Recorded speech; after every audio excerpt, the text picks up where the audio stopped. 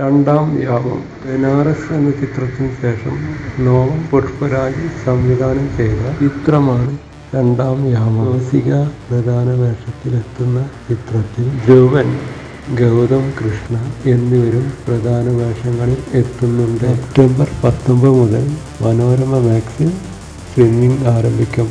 അനുപമ പരമേശ്വരൻ, ദർശന രാജേന്ദ്രൻ, സംഗീത കൃഷ്ണ എന്നിവർ പ്രധാന വേഷങ്ങളിൽ എത്തിയ പർദ്ദ OTTയിലേക്ക്. മുഖം പർദ്ദ കൊണ്ട് മറക്കുന്ന പാരമ്പര്യമുള്ള ഗ്രാമത്തിൽ ജീവിക്കുന്ന പെൺകുട്ടിയുടെ കഥയാണ് ചിത്രം പറയുന്നത്. ദർശന രാജേന്ദ്രന്റെയും സംഗീതയുടെയും കഥാപാത്രങ്ങൾ സുബുവിനെ കണ്ടുമുട്ടുന്നതോടെ അവളുടെ ജീവിതം എങ്ങനെ മാറുന്നു എന്നതാണ് ചിത്രത്തിന്റെ പ്രമേയം. പർദ്ദ ആമസോൺ പ്രൈം വീഡിയോയിൽ സ്ട്രീമിംഗ് ആരംഭിച്ചു.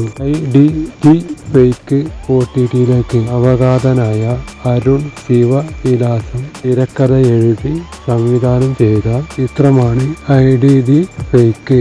ഈ വർഷം ആദ്യം തിയേറ്ററുകളിൽ എത്തിയ ചിത്രമാണ് ഇത്. സെപ്റ്റംബർ 19 മുതൽ ചൈന പ്ലേയിലൂടെയാണ് സ്ട്രീമിംഗ് ആരംഭിക്കുന്നത്.